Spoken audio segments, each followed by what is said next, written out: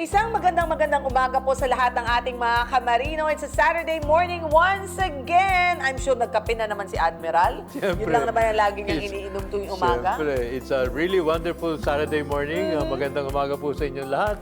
Hindi lang yung araw ang wonderful, pati yung katabi ko. Yeah, what a day. wonderful day. It is really wonderful. Alam nyo, pagka ganyan lagi ang napapakinggan ninyo ha, mula sa inyong mga esposo, sa inyong mga tatay, nanay, na puro positivity, positive ang mangyayari sa inyo dahil Correct. whatever you say, that will happen. Totoo yan, Mare. Puno ng inspirasyon at impormasyon ang magiging episode natin ngayon. Hindi talaga mawawala sa atin yan, Admiral, dahil ang dedication natin is really for the sake of our seafarers. Correct, correct. Kaya tutok lamang po kayo dito sa The first and the longest running television program para lang po sa inyo, mga kamarino. All Aboard dito sa... Yan ang Marino.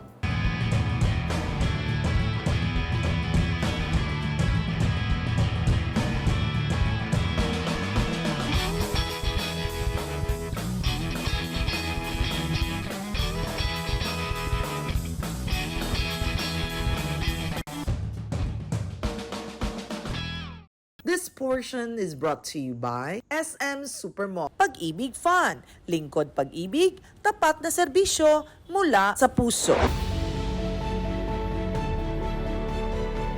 Kalidad na edukasyon, intense training, at competent graduates.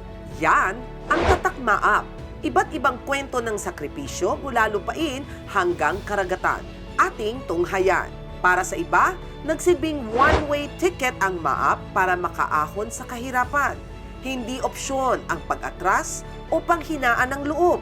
Tatak ito ng kanilang pagpupursigi sa kabila ng matinding pag-aaral, training, pati na rin ang pagkawalay sa pamilya. So first of all, magandang araw sa inyo lahat. My name is Primo. Primo Ibias, the first name is Primo, the last name is Ibias. Currently, fourth engineer. Nasa makina ako and I came from Bicol, Camarines or exactly, and I graduated as parehas class of 2015. Hindi kinalakihan ni Engineer Ibias ang pangarap na maging marino.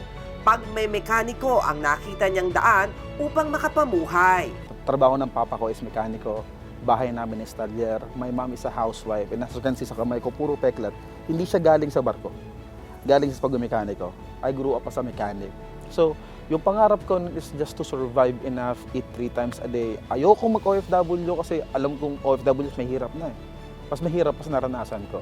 Ayoko rin maging sundalo kasi ayoko malayo. Wala man sa puso ni Engineer Ibias ang pagmamarino sa umpisa, pinanghawakan niya ang oportunidad na ibinigay ng MAAP para libreng makapagtapos ng pag-aaral. Yung brother-in-law ko is seaman. So, binabanggit niya sa amin yung MAAP that time. So, sabi niya, 4th year high school ako noon eh. And then sabi niya sa akin na, ba't hindi mo subukan na mag-exam? Alam ko maritime school, pero hindi ko alam what is maritime school. Basta alam ko lang scholarship and mag-international.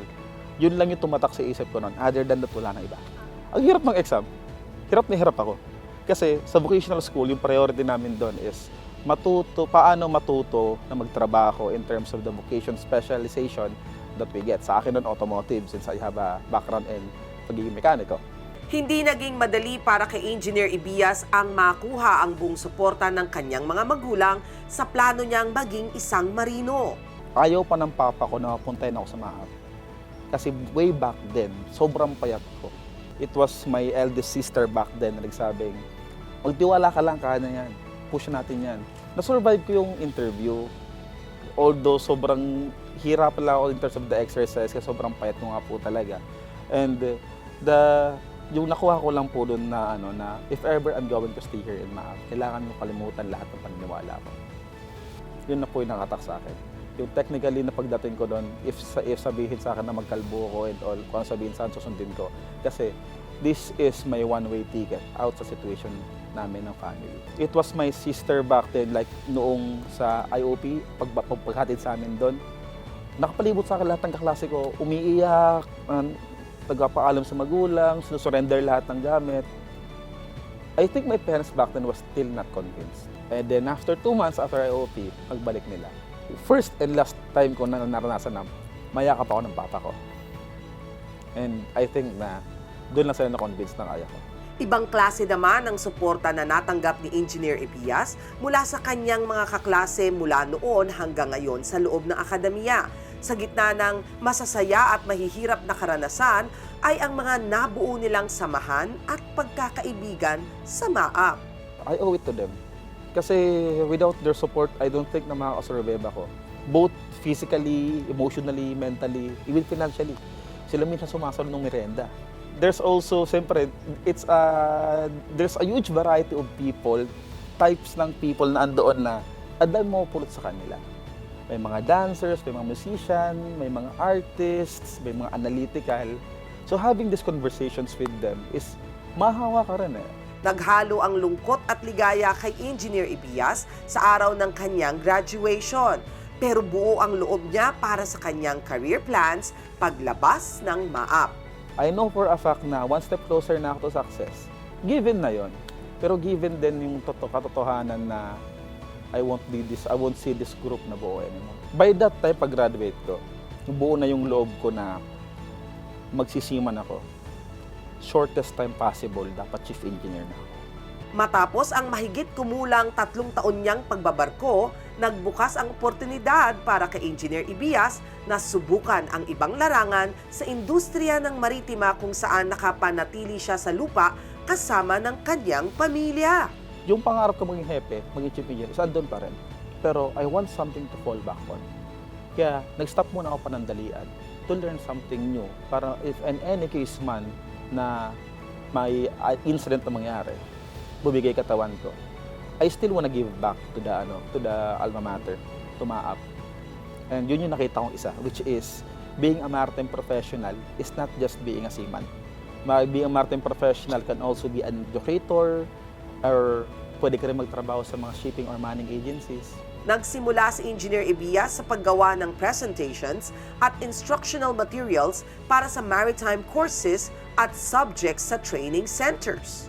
Ngayon naman ay gumagawa na siya ng materials para sa management level courses. Cliché man pakinggan, pero yung sinasabi ng mga instructor na you also learn when you teach, apparently totoong-totoo siya. Hindi riyan natatapos ang kagustuhan ni Engineer Ebias na matuto. Layunin din niya na matulungan ang kanyang sarili at iba pang mga marino sa emosyonal at mental na aspeto ng pagmamarino. And right now, yung inaaral ko ngayon is yung emotional capacity ko rin. Kaya I've been talking with some professionals, reviewing myself.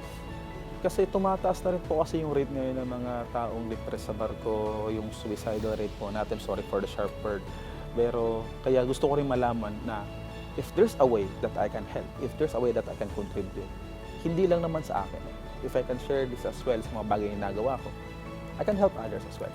At sa susunod pang hakbang ng kanyang mga future plans, nais niyang pagbuhusan ng oras ang kanyang personal life at mag-give back sa kanyang alma mater sa industriya ng maritima.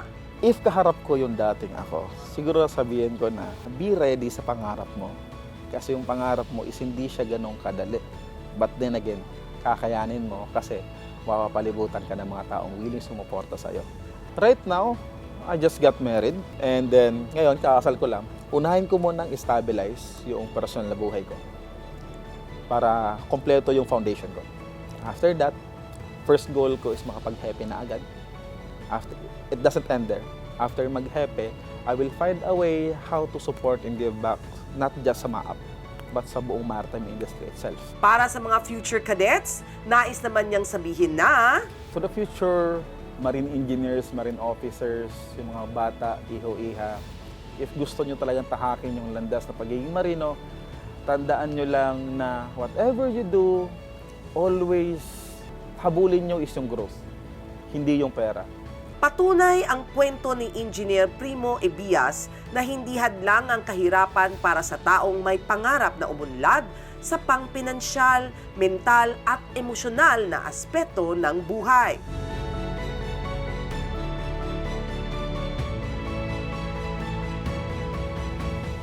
Sa aming pagbabalik, alamin naman natin ang inspiring story ng isang chief engineer na mula rin sa MAAP. Dito lang yan sa Yan ang Marino. This portion was brought to you by SM Supermall. Pag-ibig Fun, lingkod pag-ibig, tapat na serbisyo mula sa puso. Live your best sinulog moments together with SM Supermalls. Ngayong buwan ng Enero, makilahok sa Awesome Cebu 2026. Isang buwan na puno ng mga makukulay na kaganapan sa SM Seaside Cebu, SMJ Mall at SM City Cebu para sa taunang Sinulog Festival. Abangan ang masayang lineup of activities gaya na lamang ng Sinulog Parade, Awesome Cebu Sale, at Drone and Pyro Show. Gawing all-in-one awesome destination ang SM Supermalls para sa inyong Sinulog Celebration. Viva Pit Senor, only at SM Supermalls. The Maritime Academy of Asia and the Pacific continues to sail forward with modern facility, active cadet sponsorships, advanced education and trainings. And as the premier maritime academy in the country, be a future world-class marine officers. Be at MAAP, ensuring excellence at sea at all times.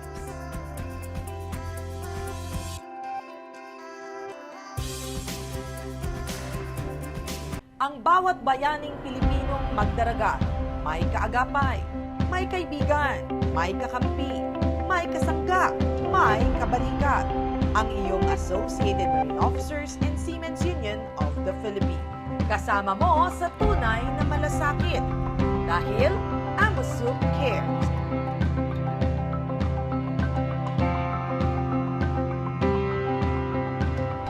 This portion is brought to you by SM Supermall. Pag-ibig Fun, lingkod pag-ibig, tapat na serbisyo mula sa puso. Iba't iba ang pinagmulan, motibasyon at pangarap ng mga marino sa pagpasok nila sa MAAP. Para sa iba, impluwensya naman ng pamilya ang nagtulak sa kanila para piliin ang industriya ng maritima. I am Jesimar D. Mokiala. Lumaki si Chief Engineer Mokiala sa pamilya ng mga pulis at militar. Mula pa sa kanyang lolo at ama, kaya naman ito ang naging una niyang pangarap. Dahil naman sa kanyang pinsan na isang Chief Engineer, nagbukas ang pinto ng pagmamarino para sa kanya. Ang first job ko talaga, dream job is to be a military. So gusto ko sana mag-exam sa PMA, but my mother won't allow it. So after that, sige, mag-i-engineering na lang ako. There's my senior in high school. He's class 2010. So he introduced MAAP to us and then nag-exam na kami. Kasi yung cousin ko sa mother side ko is also seafarer. He's also a chief engineer. So yun yung in-encourage na, sige, mag-chief engineer, mag-seaman ka na. Nang maging buo ang desisyon ni Chief Engineer Mokiala sa tatahaking karera, maigi niyang pinaghandaan ng entrance examinations at physical at academic preparation sa MAAP. So nung nag-BOA, yung Board of Admissions, yung senior namin, it was 1 or 2 weeks before the entrance exam. So 4 kami sa batch namin na nag-exam. And then 2 weeks to prepare like that. So thankfully, pumasa kami. Sa physical activities po, sinabihan kami yung senior namin, yung class 2010, na prepare kayo ng mag-push up, pull up. So we have like 6 months to prepare. So yung emotional moment siguro is yung tama ba yung pinapasok natin? Kasi IOP, isa-shave yung hair mo. Tapos yung sinasabing reception rights. Yung reception rights is yung pahirapan yung cadets. Adjustments, mostly academics. You need to maintain set of grades like that. If mababa ka ng ganitong grade, you will be restricted for shore leave. Sa physical side, at least medyo naka-adapt. Malinaw din ang plano ni Chief Engineer Mokiala kung sakaling hindi siya makapasa sa MAAP. Kukuha siya ng civil or mechanical engineering sa isang state university. Hindi ko pala nasabi. Yung father ko, he died when I was around 4 years old. So, he died very early. And then, yung mom ko lang yung nag-raise sa amin ng twin ko. So, growing up that time, so we needed that scholarship. Nang makapasok sa MAAP, iba't ibang adjustment naman ang kanyang hinarap. Mula sa daily routine, training at responsibilities na naatas sa kanya. Different stages po kasi sa MAAP Cadet. There is 4th class, 3rd class, and then 1st class yung graduating. So, the most challenging part was when we were 4th class. So, dapat gumising kayo ng 4 a.m. and then calisthenics, yung exercise, daily exercise. Every week, week or 2 weeks, there's a physical fitness test. So, 4th class years, the first year in MAAP, it's like the most challenging na need ka mag-adjust mentally, physically. And then 3rd class, since you are 3rd class, you're already senior of the 4th class. But you are still junior from the 1st class. So another adjustment. So, it's like you are the sandwich class. So you need to discipline the 4th class, but you still need to have the support from your upperclassmen. When we became 1st class, so back then I became a company commander. So that time, yun yung medyo first time ko naging responsible, not just to myself but to the whole company. If I were to be like dismissed in MAAP, so I think mahirapan ng mag-college sa outside, if not in state universities like that. And I don't want to give my mother more financial problems. So that's the main priority for me is to graduate.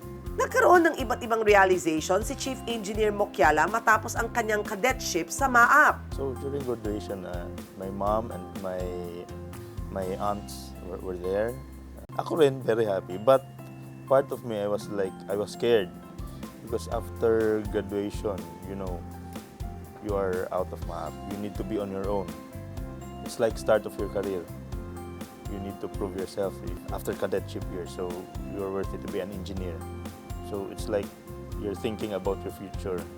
So partly happy and grateful na nakatapos sa MAAP. Yung tumatak lang sa isip ko is you are already a graduate. It's like you are an adult now. You need to be responsible to yourself, but always remember to be kind. Hindi agad nakapag-take ng licensure exam si Chief Engineer Mokiala matapos ang kanyang graduation. Hindi naging mabilis o madali ang kanyang pinagdaanan bago siya tuluyang maging Chief Engineer. So after that, nag-board pa ako as ratings. So wiper and then oiler. I boarded like 2 times 4th engineer, twice as 3rd, and then twice as 2nd engineer before being a chief engineer. So that time, medyo long contracts pa, like 14 months.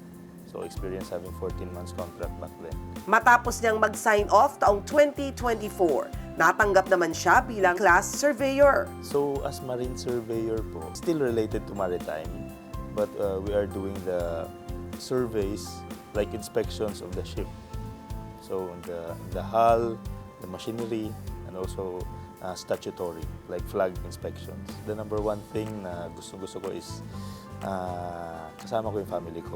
Sa puntong ito ng kanyang karera, bitbit niya ang mga tumatak na karanasan at aral na nakuha niya sa MAAP. So being a MAAP cadet, you're always encouraged with these 3 core values like competence, loyalty, discipline. So first, you need to be competent. How can you be dependable to your job if you are not competent? So loyalty is there. Loyal to yourself, loyal to your company, loyal to your position. And the most important is discipline. If you don't have discipline, you're not going forward in life. So it's good that MAAP instilled it to its cadets. Hindi man pagiging marino ang unang pangarap ni Jesse at hindi man naging madali o mabilis ang pag-angat ng kanyang karera, mayroon siyang munting mensahe para sa batang si Jesse. Buti kinaya mo. So good that you toughen it up. So you became responsible. So congrats to yourself, to my family, and my friends, family, the one who supported me. Syempre, thank you. Thank you for all the advice and for all the support through the years you've been there with me. So to Maap, it changed my life from a very not responsible high school boy, then became a grown-up man. Hindi lamang edukasyon at karera ang naging pamana ng Maap kay Chief Engineer Mokiala. Naitanim din sa kanyang karakter ang disiplina, responsibilidad at mas malalim na pagtingin sa kanyang kinabukasan. Any job, I can do any job as long as I am with my family.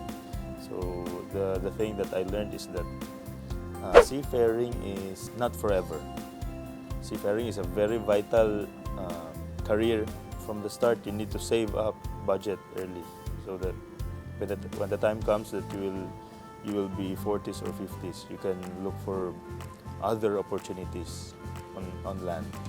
Ito naman ang iniwang mensahe ni Chief Engineer Mokiala para sa future cadets.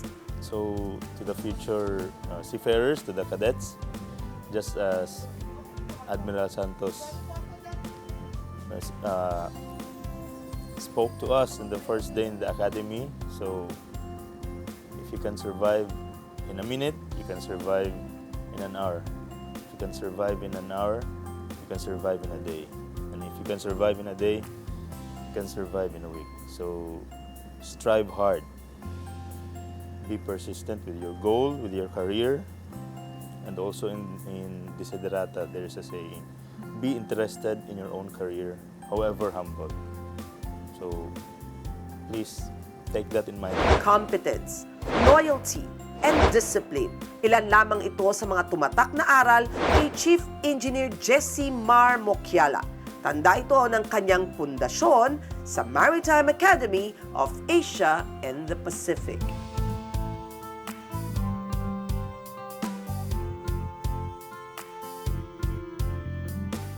Sa pagbabalik ng aming programa, mahalagang balita para sa inyo mga kamarino, aming ihahatid.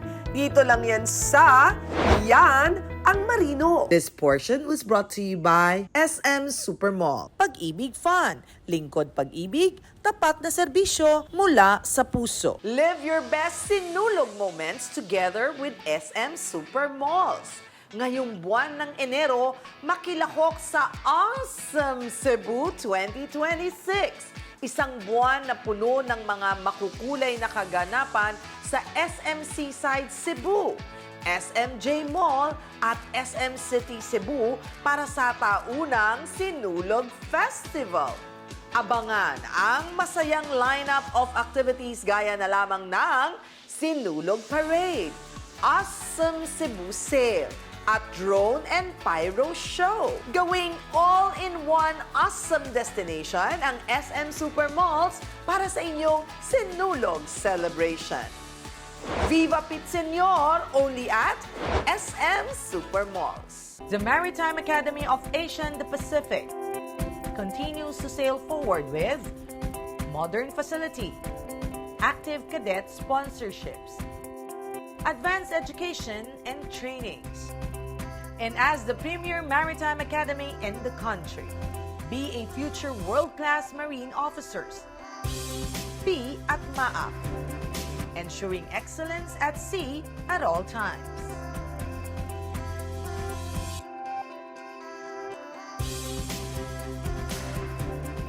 Ang bawat bayaning Pilipinong magdaragat, may kaagapay, may kaibigan, may kakampi, may kasangga, may kabalikat. Ang iyong Associated Marine Officers and Seamen's Union of the Philippines. Kasama mo sa tunay na malasakit dahil AMOSUP cares.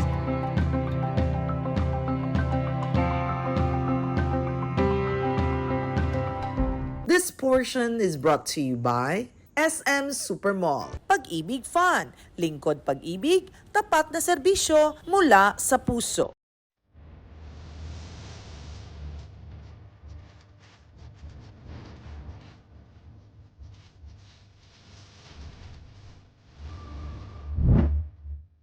Mga kamarino, ang inyong home reservation quick at accessible na hatid ng AMUSUP. Opisyal nang inilunsad ng Associated Marine Officers and Seamen's Union of the Philippines or AMUSUP ang Sailor's Home Reservation o Shore System kung saan ang booking reservation sa Sailor's Home Manila ay online na 24/7. Sa panibagong sistemang ito, ginagamitan na lamang ng internet connection ang registration. Minabuti ito ng AMUSUP upang bigyan ng access ang mga marino on board o nasa lupa na. Pinaalala naman ng AMUSUP official na bukas pa rin ang kanilang linya at email para sa registration at mga katanungan. Pinabilis at pinamadali dahil AMUSUP cares. Bilang bahagi ng 45th anniversary ng Pag-ibig Fund, isinagawa ang Gawad Pag-ibig para sa media nitong January 28, 2026 sa Manila Hotel. Layunin nito ang magbigay parangal at pagpapahalaga sa kanilang mga media partners para sa patuloy na paghahatid impormasyon, balita at paalala sa mga Pag-ibig Fund members. Pinangunahan ni na Pag-ibig Fund Chief Executive Officer Marilen C. Acosta at Deputy Chief Executive Officer Alexander Aguilar ang pagbibigay ng parangal at dinaluhan ito ng iba't ibang mga media organizations. Congratulations, Pag-ibig Fund!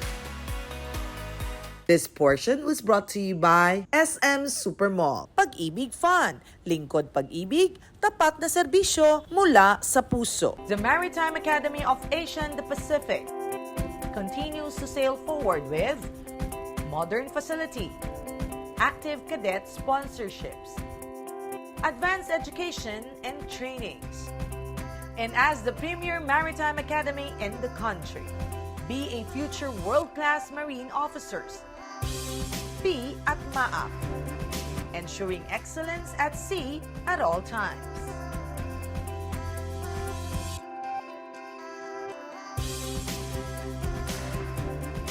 Ang bawat bayaning Pilipinong magdaragat, may kaagapay, may kaibigan, may kakampi, may kasangga, may kabalikat. Ang iyong Associated Marine Officers and Seamen's Union of the Philippines. Kasama mo sa tunay na malasakit dahil AMUSUP cares.